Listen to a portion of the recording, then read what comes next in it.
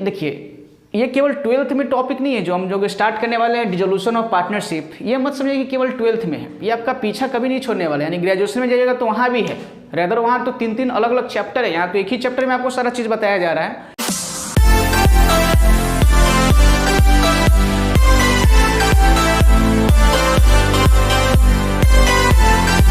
Hello guys, फिर से आपका एक और स्वागत है मेरे चैनल पे। और हम लोग का जो टॉपिक कल हम लोग स्टार्ट किए थे पार्टनरशिप, एकदम बेसिक्स आइडिया लिए थे कि पार्टनरशिप क्या होता है, कैसे इसमें काम किया जाता है, और बेसिक्स आइडिया के साथ हम लोग आगे बढ़े थे कि जो 11th क्लास में लोग जो बेसिक कॉन्सेप्ट ले चुके हैं एंट्री रिगार्डिंग, उसको यहाँ डिस्कस नहीं किया जाएगा, ठीक है। उसके आगे का जो घटना सब था उसको हम लोग बात करने का कोशिश की थी कि उसका हम लोग को ट्रीटमेंट यहाँ सीखना है कि जब एक से ज़्यादा आदमी, यानी 2 या 2 से ज़्यादा आदमी, मिनिमम 2 होना चाहिए, मैक्सिमम 50, वो लोग जब बिजनेस स्टार्ट करते हैं तो बिजनेस में होने वाले अदर घटना, बिजनेस एक्टिविटी से अदर एक्टिविटी जो होती है, उसका प्रोसेस हम लोग यहाँ सीखना चाहते हैं। जो हम लोग बोले थे कि सबसे पहले जो हम लोग फर्स्ट टॉपिक उठाने वाले हैं, ये देखिए, ये केवल 12th में टॉपिक नहीं है जो हम जो स्टार्ट करने वाले हैं, डिसोल्यूशन ऑफ पार्टनरशिप। ये मत समझिए कि केवल 12th में है, ये आपका पीछा कभी नहीं छोड़ने वाला है। यानी ग्रेजुएशन में जाइएगा तो वहाँ भी है, रेदर वहाँ तो 3 अलग अलग चैप्टर है, यहाँ तो एक ही चैप्टर में आपको सारा चीज़ बताया जा रहा है।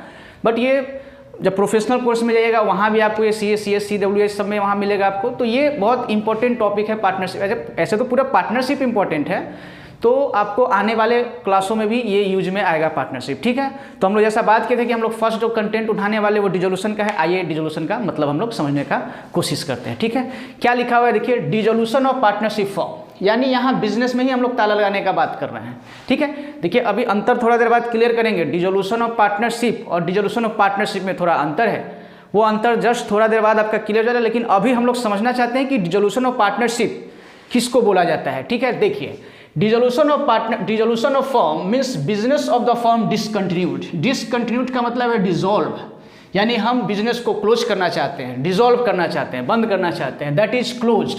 And the firm is bound up. Bound up का मतलब होता है बिजनेस में शट डाउन, ताला, ठीक है। एज अ रिजल्ट इसका परिणाम क्या होगा, जो इकोनॉमिक रिलेशन जो था पार्टनर्स के बीच में, जिसको हम लोग कल नाम दिए थे प्रॉफिट शेयरिंग रेशियो, यानी जो भी प्रॉफिट से लोग डिस्ट्रीब्यूट करेंगे, जो भी चीज़ डिस्ट्रीब्यूट करना होगा, उसको बोला जाता था इकोनॉमिक रिलेशनशिप। तो क्या पार्टनर्स, जब बिजनेस ही बंद रहेगा, बिजनेस ही जब बंद हो जाएगा, तो पार्टनर्स में कैसा रिलेशन, ठीक है। तो डिसोल्यूशन ऑफ पार्टनरशिप फर्म के अंदर क्या होगा, economic relations among the partners ends, समाप्त हो जाएगा, खत्म हो जाएगा। अब कोई रिलेशन पार्टनरशिप में नहीं बचने वाला, सारा खत्म हो जाएगा पार्टनर्स का रिलेशन, ठीक है। Number 1। Number 2, in such an event, यानी इस घटना से क्या होगा, इस घटना के बाद आपको क्या करना होगा, ऑल एसेट्स, यानी फर्म के पास जितना भी एसेट्स होगा उसको क्या करेगा, उसको रियलाइज किया जाएगा। रियलाइज मतलब एसेट्स को बेच के पैसा लाना, क्योंकि पैसा तो रहेगा नहीं फर्म के पास, फर्म पैसा कहाँ से लाएगा। तो फर्म क्या करेगा, सबसे पहले उसके पास जो सारा एसेट्स होगा उसको वो सेल करेगा, सोल्ड करने के बाद जो पैसा आएगा उससे क्या किया जाएगा, लायबिलिटीज़ को पे किया जाएगा, ठीक है। लायबिलिटी को पे किया जाएगा। पैसा कैसे आएगा, समझ में आ गया होगा कि फर्म के पास, पार्टनरशिप फर्म के अंदर जो भी एसेट्स होगा उसको रियलाइज करवाया जाएगा। रियलाइज मतलब उसको सेल करके उससे हम पैसा लाएंगे, उस पैसे से पार्टनरशिप फर्म अपने लायबिलिटीज़ को पे करेगा, ठीक है।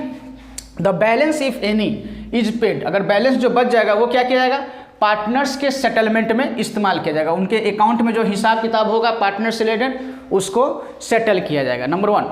नंबर 2, अगर सर कोई शॉर्टफॉल हो गया, क्रेडिटर्स को पैसा नहीं चुका पा रहा है फर्म, पैसा ही कमती पड़ गया, उस केस में क्या होगा, आउटसाइड लायबिलिटी का पेमेंट करने के लिए पार्टनर्स को अपना प्राइवेट एसेट्स बेचना पड़ेगा। यानी अब पार्टनर्स को अपने घर से पैसा लाना पड़ेगा उस फर्म के लायबिलिटी को चुकाने के लिए, ठीक है। ये एक बेसिक आइडिया आपको लगा है डिसोल्यूशन ऑफ पार्टनरशिप फर्म के बारे में, कि यहाँ पे पार्टनर्स के बीच में इकोनॉमिक रिलेशन समाप्त हो जाता है। यानी कल से अब बिजनेस में कोई आएगा नहीं, कोई जाएगा नहीं, क्योंकि बिजनेस अब बंद हो गया है, ठीक है। तो सर जो लायबिलिटी होगा वो सब कैसे, तो फर्म क्या करेगा, सबसे पहले एसेट्स को सेल करके पैसा का रिकवरी करेगा, फिर लायबिलिटी को चुकाया जाएगा। सर अगर लायबिलिटी को चुकाने के बाद पैसा बचेगा तो पार्टनर्स के अकाउंट में हम सेटल करेंगे, ठीक है। अगर सर पैसा कम पड़ गया उस केस में क्या किया जाएगा, तो फिर पार्टनर्स को बोला जाएगा जाइए अपना प्राइवेट एसेट्स बेचिए, जो भी आपका फर्नीचर है, घर है, जो आपको जहाँ से पैसा लाना है लाइए, पैसा लाइए, ताकि हम अपने क्रेडिटर्स को पैसा चुका पाएँ, ठीक है। ये था एक एस्पेक्ट्स। फिर देखते हैं हम लोग सेकेंड एस्पेक्ट्स, ठीक है। अगला टॉपिक क्या है हम लोग का, देखिए हम बोले कि सेटलमेंट। अब इस वर्ड का मतलब समझ में आता होगा सेटलमेंट। तो सर सेटलमेंट कैसे किया जाएगा, जैसे पहले तो अब समझ में आ गया कि फर्म के पास पैसा कैसे आएगा। सर उस पैसे का निपटारा कैसे किया जाए? कोई बोलेगा हमको पैसा पहले दो, कोई बोलेगा हमको पैसा पहले दो, तो फिर हम कैसे करेंगे? उसके लिए जो हम बताए थे कि डिसोल्यूशन का जो सारा प्रोसेस होगा, यानी पार्टनरशिप से रिलेटेड जो सारा प्रोसेस होता है, हमको एक कानून के दायरे में रह के करना होता है। यानी एक सेक्शन हमको बताता है पार्टनरशिप एक्ट का, पार्टनरशिप एक्ट 1932, उसका एक सेक्शन हमको बताता है कि अगर आप बंद हो रहे हैं, अगर पार्टनरशिप फॉर्म क्लोज हो रहा है, तो उस केस में आपको सबसे पहले सेटलमेंट यानी सबसे पहले पैसा किसको लौटाना है, वो हम एज पर एक्ट चलते हैं। और एक्ट बोलता है कि एसेट्स बेचने के बाद अगर सबसे पहले फर्म के हाथ में पैसा आता है तो वो सबसे पहले आउटसाइडर लायबिलिटी को चुकाएगा। यानी सेटलमेंट का सबसे पहला हकदार जो लाइन में खड़ा होगा पैसा लेने के लिए, वो होगा आउटसाइडर्स लायबिलिटी। सर कौन कौन हो सकता है आउटसाइडर? बस समझ लो कि पार्टनर नहीं होना चाहिए, पार्टनर्स को छोड़ के सब आउटसाइडर है। जैसे आपका बैंक लोन हो गया, क्रेडिटर्स हो गया, उसके बाद आप बोल सकते हैं आपका बैंक लोन हो गया, क्रेडिटर्स हो गया, और किसी पार्टनर्स का रिलेटिव हो गया, पार्टनर्स रिलेटिव। सर पार्टनर्स का रिलेटिव पार्टनर नहीं है क्या? ना, एक्ट बोलता है पार्टनर अलग है, उसका वाइफ, उसका सिस्टर, उसका ब्रदर, वो सब मेरे लिए, फर्म के लिए वो सब आउटसाइडर है, यानी उसको आउटसाइडर माना जाता है। ठीक है। उसके बाद आपका बिल्स पेबल हो सकता है, या आउटस्टैंडिंग कुछ एक्सपेंस हो सकता है, ये सब आपको बुक्स में दिया रहेगा। यानी सबसे पहले आपको क्या समझ में आएगा कि सर एसेट्स बेच के जो पैसा आने वाला है उससे सबसे पहले पैसा इन लोगों को चुकाया जाएगा। ये आउटसाइडर ही कतार में पहले खड़े होंगे, यानी पार्टनर्स को पहले पैसा नहीं लौटाया जाएगा। पहले जो क्रेडिटर्स है, बैंक लोन है, पार्टनर्स का रिलेटिव्स है, बिल्स पेबल है, कोई आउटस्टैंडिंग एक्सपेंस है, वो सबको पहले पैसा हमको देना पड़ेगा। यानी समझ में आ गया कि अगर पेमेंट का ट्रेन खुलेगा तो सबसे पहले पेमेंट किसको किया जाएगा? क्लियर हो गया होगा मेरे हिसाब से। सर इसके बाद पैसा किसको दिया जाएगा? नंबर 2, पार्टनर्स के लोन को।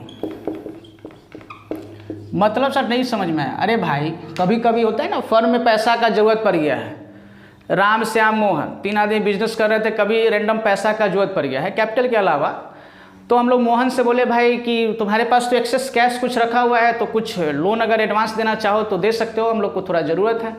तो मोहन जी आए, अपने पर्सनल कैपेसिटी में कुछ एक्स्ट्रा पैसा दे के गए हैं, उसको हम लोग लोन का नाम देते हैं। तो सर पहले कैपिटल लौटा दिया जाएगा जो लगाया है, उसके बाद ना, वो पर्सनल कैपेसिटी में दिया है तो लॉ बोलता है कि सबसे पहले आपको उनका पेमेंट करना चाहिए। पहले तो आउटसाइडर को, पार्टनर्स के लोन को बाद में, पहले आउटसाइडर यानी बैंक लोन, रिलेटिव के loan, creditors, bills payable, outstanding expense, ये सब लायबिलिटी के बाद जो पैसा बचेगा उस पैसे में से दिया जाएगा पार्टनर्स के लोन को। यानी सेटलमेंट का जो ट्रेन खुलेगी, सबसे पहले आउटसाइडर, नंबर 2 पार्टनर्स के लोन को। सर उसके बाद जो पैसा बचेगा उससे हम आपके यानी पार्टनर्स के कैपिटल को लौटाया जाएगा, कैपिटल को सेटल किया जाएगा। क्या सीखे हैं सर? सेटलमेंट का तीन स्टेप। सबसे पहले आउटसाइडर को पैसा चुकाया जाएगा। अब आउटसाइडर में कौन कौन है? बस पार्टनर से रिलेटेड नहीं होना चाहिए, पार्टनर अलग, पार्टनर्स को छोड़ के सब आउटसाइडर की श्रेणी में आते हैं। उसमें कौन कौन है? क्लियर हो गया मेरे हिसाब से। ये था सेटलमेंट का रूल कि जब एसेट्स बेच के पैसा रियलाइज होगा तो सबसे पहले पैसा ऐसे लौटाया जाएगा। क्लियर है ये चीज़? देखते हैं नेक्स्ट टॉपिक। सर क्या लिखा हुआ है अब ये क्या लिखा हुआ है? Dissolution of partnership versus dissolution of partnership, दोनों तो सेम ही लग रहा है ना। गौर से देखिए, हम डिफरेंस यहाँ डिस्कस करना चाहते हैं। इधर साइड में लिखा हुआ है केवल डिसोल्यूशन ऑफ पार्टनरशिप, लेकिन उधर साइड में देखिए डिसोल्यूशन ऑफ पार्टनरशिप फॉर्म, जो हम अभी स्टार्ट किए हैं जो टॉपिक्स। मतलब सर दोनों में अंतर है क्या? जी बहुत अंतर है, दोनों में बहुत अंतर है। यहाँ डिसोल्यूशन का मतलब होता है समाप्ति बिजनेस का, यहाँ डिसोल्यूशन का मतलब होता है समाप्ति पुराने एग्रीमेंट का। मतलब सर, मतलब इस केस में बिजनेस बंद नहीं होगा। अगर डिसोल्यूशन ऑफ पार्टनरशिप है तो बिजनेस बंद करने का बात नहीं हो रहा है यहाँ पे। मतलब सर बिजनेस चलता रहेगा। जी बिल्कुल चलता रहेगा। तो फिर ये क्या है सर? डिसोल्यूशन ऑफ पार्टनरशिप मतलब क्या? यहाँ बोला जा रहा है पुराना एग्रीमेंट खत्म होगा। मतलब सर ये कब कब खत्म होता है? कल हम लोग डिस्कस किए थे इस चीज़ को। किसी राम श्याम मोहन ABC 3 लोग काम कर रहे हैं, रेशियो था 1:1:1, कल से रेशियो होने जा रहा है 3:2:1, यानी इकोनॉमिक रिलेशन चेंज। मतलब पुराना एग्रीमेंट आपको खत्म करना होगा, एक नया एग्रीमेंट, एक नया डीड बनाना होगा। और जब जब डीड बनेगा, हम लोग बात किए थे कि हमको पुराना एग्रीमेंट जब जब खत्म होगा तब तक ढेर सारा काम करना होगा। उस केस में बिजनेस बंद नहीं हो रहा था, बिजनेस चल रहा था, कंटिन्यू था, बिजनेस कंटिन्यू था। फिर ये डिविजन हुआ सर, कोई नया पार्टनर आ गया, उस केस को ये रहेगा डिसोल्यूशन ऑफ पार्टनरशिप। बिजनेस बंद नहीं होगा उस केस में, केवल इकोनॉमिक रिलेशन चेंज होगा, वहाँ एक नया एग्रीमेंट बनाया जाएगा। यानी old agreement comes to an end, new agreement comes to an existence. यानी डिसोल्यूशन ऑफ पार्टनरशिप समझ में आया कि जब जब एग्रीमेंट आपका बदलता है, बिजनेस रिमेन कंटिन्यू, बिजनेस चलता रहेगा, उस केस को बोला जाता है डिसोल्यूशन ऑफ पार्टनरशिप। लेकिन आपको इस केस में अगर बात करें डिसोल्यूशन ऑफ पार्टनरशिप फॉर्म, यहाँ कोई इकोनॉमिक रिलेशन चेंज होने का बात नहीं हो रहा है। यहाँ पे बिजनेस का ही डिसकंटिन्यूएशन, यानी बिजनेस ही बंद करने का बात हो रहा है। यानी अगर आपसे अंतर पूछा, देखिए डिटेल में आपको ये कब समझ में आएगा, जब पूरा पार्टनरशिप कंप्लीट हो जाएगा तो डिसोल्यूशन ऑफ पार्टनरशिप आपको क्लियर हो जाएगा कि अच्छा ये कुछ नहीं था, बस बोला जा रहा था कि बिजनेस कंटिन्यू रहेगा, केवल इकोनॉमिक रिलेशन चेंज होगा। और क्या क्या इसके अंदर का जो एक्टिविटी सब है, थोड़ा वैल्यूएशन का तरीका बदल जाएगा। यहाँ एसेट्स बेचा जाएगा, यहाँ बेचा नहीं ना जाएगा। अरे इसमें बिजनेस बंद हो रहा है तो एसेट्स बेचा जाएगा, लेकिन यहाँ तो केवल हम लोग डीड चेंज कर रहे हैं, तो उस केस में क्यों एसेट्स को बेचने का जरूरत है। वहाँ एसेट्स का वैल्यूएशन किया जाएगा। यानी थोड़ा डिफरेंस होगा चीज़, लेकिन जब वो चीज़ पढ़ेंगे तो सारा चीज़ क्लियर हो जाएगा। अभी चूंकि हम लोग इस पर फोकस करना चाहते हैं तो हम केवल डिफरेंस बताए हैं कि यहाँ इस सब सिचुएशन में, एडमिशन में, रिटायरमेंट में, डेथ में, चेंज इन PSR यानी change in profits and ratio with in existing partners, ये सब में क्या हो रहा है, पुराना एग्रीमेंट खत्म हो रहा है, बिजनेस बंद नहीं हो रहा है। इसलिए यहाँ एसेट्स बेचा नहीं जाएगा, यहाँ लायबिलिटी को नहीं चुकाया जाएगा, बिजनेस चल रहा है। जैसे जैसे एसेट्स का अपना जो भी होगा वो सब किया जाएगा, लायबिलिटी को जैसे बिजनेस ड्यूरिंग कोर्स में चुकाया जाता है वैसे चुकाया जाएगा। ऐसा नहीं कि एसेट्स बेच को चुकाने का बात करें ना, वैसा नहीं किया जाएगा। यहाँ पे मेरे हिसाब से ये चीज़ क्लियर है कि डिसोल्यूशन ऑफ पार्टनरशिप में बिजनेस कंटिन्यू रहेगा, यहाँ बिजनेस क्लोज हो जाएगा। ठीक है, यहाँ इकोनॉमिक रिलेशन बदलेगा, यहाँ इकोनॉमिक रिलेशन ही समाप्त हो जाएगा। ये कब कब आता है, चेंज इन PSR में, एडमिशन में, रिटायरमेंट में, डेथ में भी कभी कभी ये सब कंटिन्यू कर लेता है बिजनेस। ठीक है, लेकिन यहाँ पे बिजनेस कंटिन्यूएशन का कोई सवाल ही नहीं आता है। ठीक है, अब कुछ हम लोग एग्जाम्पल के जरिए इस कॉन्सेप्ट को जो अभी तक करे हैं, सारा चीज़ रिवाइज किए हैं, उसको हम लोग एग्जाम्पल के जरिए देखने का कोशिश करते हैं। आइए कुछ एग्जाम्पल के साथ में अभी तक जो हम लोग डिस्कशन किए हैं उसको एक बार रिवाइज करने का कोशिश किए कि बात कुछ हम लोग के पल्ले पड़ा भी कि नहीं पड़ा है, बस कि केवल हम बोलते चले गए, आप लोग सुने भी नहीं है, एक कान से सुनते गए दूसरे कान से निकालते गए। अगर सुने होंगे तो मेरे हिसाब से आप क्वेश्चन का जवाब दे पाइएगा। ठीक है, क्वेश्चन आपकी स्लाइड पे होगा हमेशा की तरह। हम कर रहे हैं page number 8.3 TS Agarwal illustration 1। ठीक है, हम क्वेश्चन पढ़ रहे हैं, आपके क्वेश्चन आप अपना क्वेश्चन देखिए, स्लाइड पे होगा आपके।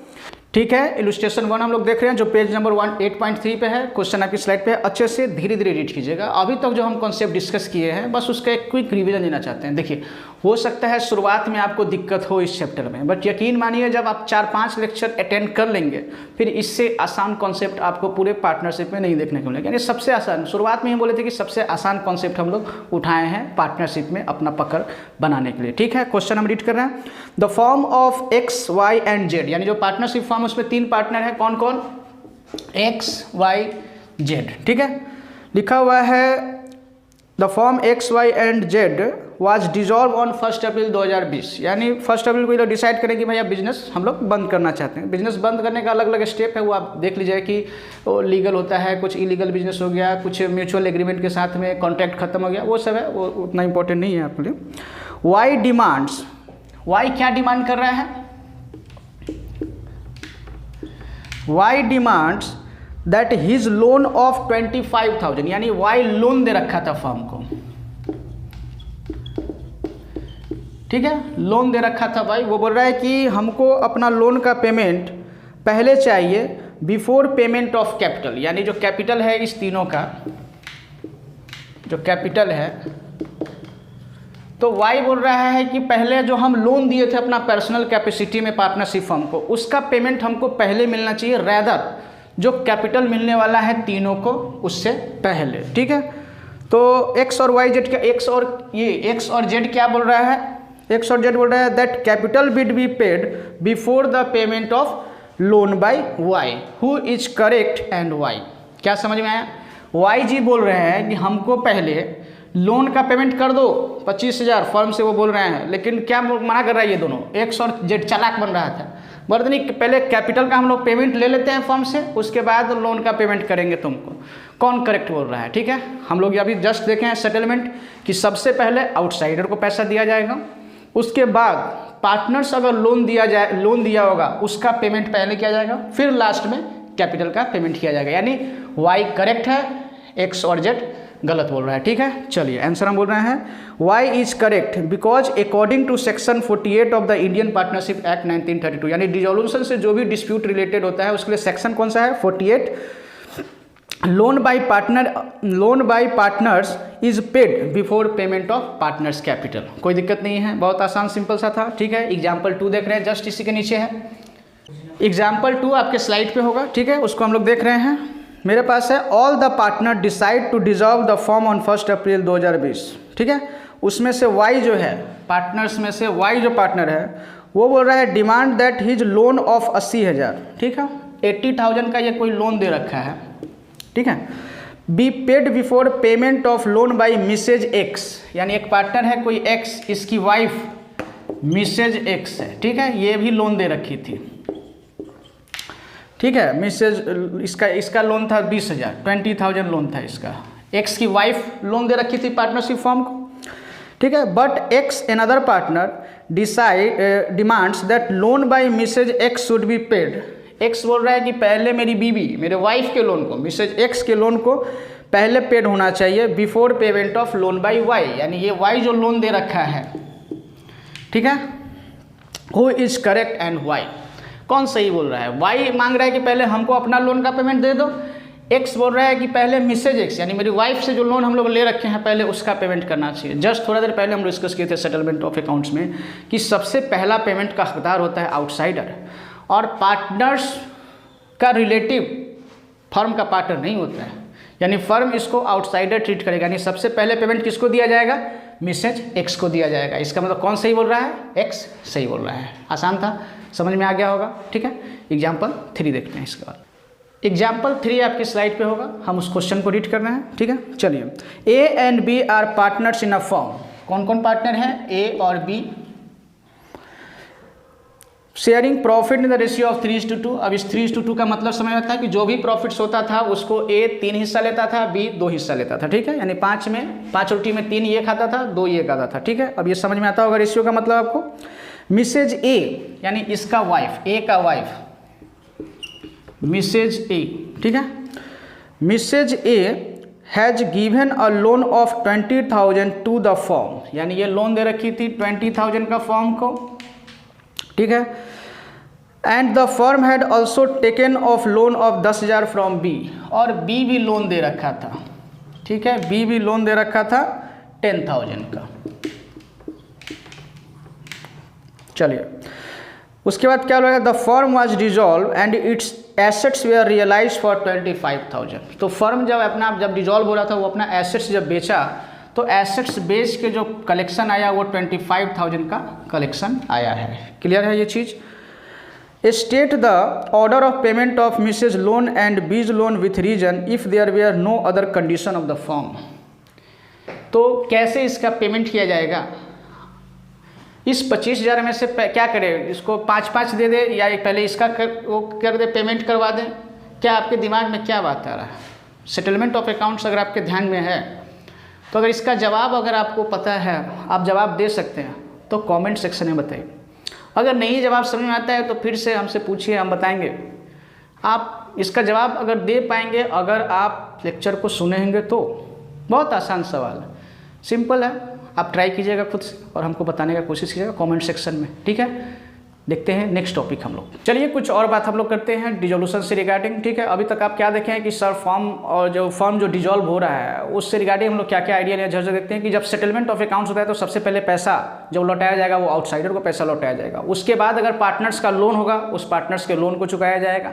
उसके बाद जो कैपिटल बचेगा, जो आपके अकाउंट में शो हो रहा होगा पार्टनर्स के, उसका पेमेंट किया जाएगा। अगर सर कोई डेफिशिएंसी आ जाएगा, अगर हम लायबिलिटी नहीं चुका पा रहे हैं तो फिर पार्टनर्स, क्योंकि पार्टनरशिप में पार्टनर्स का लायबिलिटी अनलिमिटेड होगा, उस केस में प्राइवेट एसेट्स बेच के पैसा लाएगा पार्टनर लोग, फिर हम आउटसाइडर को पैसा चुकाने वाले हैं। ठीक है, जैसे मान लीजिए बिजनेस अगर स्टार्ट किया था, पार्टनर्स लोग स्टार्ट किया था। ठीक है, तो मान लीजिए अगर 10 लाख से स्टार्ट किया था ABC। ठीक है, 10-10 लाख से स्टार्ट किया था, से मान लीजिए 10 lakhs 10 lakhs 10 lakhs, तो बैलेंस शीट्स में कुछ ऐसा शो हो रहा होगा। ठीक है, ये हो गया लायबिलिटी, इधर हो गया एसेट्स, अब इधर में होगा कैश, मान लीजिए 30 लाख। अब मान लीजिए कोई ट्रांजेक्शन हम नहीं बता रहे इस पर, हम बोल रहे हैं इसी कैश में से क्या होगा, कुछ आप मशीन खरीद लिए होंगे, से मान लीजिए 5 लाख, तो ये हो गया 25 लाख।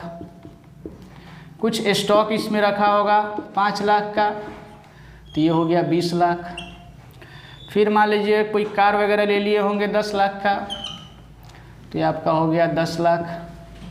फिर मान लीजिए इसमें आप फर्नीचर खरीद लिए होंगे, बिजनेस सेटअप हो रहा था, ठीक है, 10, 20, 30, अब इधर से हटा दीजिए, 5 कर दीजिए इसको कैश, ये हो गया 5 लाख, ठीक है। अब क्या हो सकता है, कोई इसमें डेटर हो गया, मान लीजिए कैश खत्म हो गया, ठीक है। ये बैलेंस शीट्स। सर डिसोल्यूशन पढ़ते समय अपना काम क्या होगा, चूँकि हम अकाउंट्स एंड फाइनेंस डिपार्टमेंट में हमारा रोल होता है, तो मेरा काम ये नहीं होता है कि जब पार्टनरशिप बंद हो रहा है, डिसोल्यूशन हो रहा है, तो मेरा काम ये नहीं कि उस ऑफिस के बाहर जाके या उस पार्टनरशिप में जाके हम जाए कि चलो हम ताला ले लेते हैं, करी ले लेते हैं, वहाँ ताला लगा के बैठे रहेंगे, चूँकि अब तो बिजनेस बंद हो गया है, कहीं एसेट्स कोई चुरा के ना ले जाए, ये सब देखने ना। अकाउंट्स का रोल ये नहीं होता है। तो सर मेरा रोल कहाँ से स्टार्ट हुआ था, याद कीजिए जब हम 11th क्लास में स्टार्ट किए थे, अकाउंट्स का रोल स्टार्ट हुआ था कि जैसे कोई फाइनेंशियल नेचर का ट्रांजैक्शन आइडेंटिफाई होता है तो हम जर्नल एंट्री करते थे। जैसे ही जर्नल एंट्री हम करते थे उसके बाद उसका लेजर खुल जाता था, हर एक ट्रांजेक्शन का जिसका भी हम जर्नल एंट्री किए थे उसका लेजर खुल जाता था। लेजर का जो डिफरेंस का फिगर होता था, जो CD होता था, उसको आप उठा के ट्रायल बैलेंस में ले जाते थे। इस ट्रायल बैलेंस को देख के हम प्रॉफिट एंड लॉस और बैलेंस शीट्स बनाते थे। मतलब सर बैलेंस शीट्स में वही आइटम, ये यहाँ तक तो सब खत्म हो जाता था, एसेट लायबिलिटी कैपिटल यही सब अगले सालों में उठ के जाता था, यही बैलेंस शीट्स होता था, पोजीशन बताता था। तो मेरा काम क्या होगा, मेरा काम यहाँ पे होगा कि ये सब आपको नहीं दिया होगा इस चैप्टर में, आपको केवल बैलेंस शीट्स दिया रहेगा। और बैलेंस शीट्स में वही आइटम आता है जिसका खाता, जिसका लेजर क्लोज नहीं हुआ है। तो सर मेरा काम क्या होगा, जैसे हम कोई जर्नल एंट्री किए थे मेरा लेजर खुल जाता था, जिसका लेजर खुल जाता था वो ट्रायल बैलेंस में जाता था, वो बैलेंस शीट्स में जाता था। यानी अपना काम क्या होगा यहाँ पे, मेरा काम होगा हर उस लेजर को क्लोज करने का जो खुला हुआ है। मतलब सर मेरा काम है जो लेजर यहाँ दिख रहा है, इस बैलेंस शीट्स का हम हर आइटम गायब कर देना चाहते हैं। मतलब अगर मशीन का लेजर खुला हुआ है तो ऐसा एक एंट्री मारना है कि मशीन का लेजर यहाँ से ख़त्म हो जाए। अच्छा मशीन बेचने का बात कर रहे हैं सर, ऐसा लेजर, ये फर्नीचर, कार, स्टॉक, डेटर्स, ये सब का लेजर हमको क्लोज करना है। और सर लास्ट एंट्री छोड़िए, सबसे पहला स्टार्टिंग का एंट्री आप बताइए, पहला स्टार्टिंग एंट्री क्या होता था जब बिजनेस स्टार्ट होता था। Business started with cash, entry करते थे हम लोग, cash account debit to capital, यही एंट्री करते थे। बिजनेस में कैश आया और कैपिटल आया, ये एंट्री था बिजनेस स्टार्ट करने का। तो सर जी बिजनेस क्लोज करने का एंट्री क्या होगा, रिवर्स मतलब आपको करना होगा capital account debit to cash. मतलब ये बोलना चाहते हैं कि जब शुरुआत हुआ था तो ऑनर पैसा लेके आया था, अब जब बंद हो रहा होगा तो हम ऑनर को पैसा लौटा देंगे। देखिए हर केस में ऐसा नहीं हो कि पैसा लौटाया जाएगा, वो धीरे धीरे जैसे आगे जाते हैं तो पता लगेगा कभी डेफिशिएंसी आ जाएगा, उसके से पैसा मंगवाएंगे।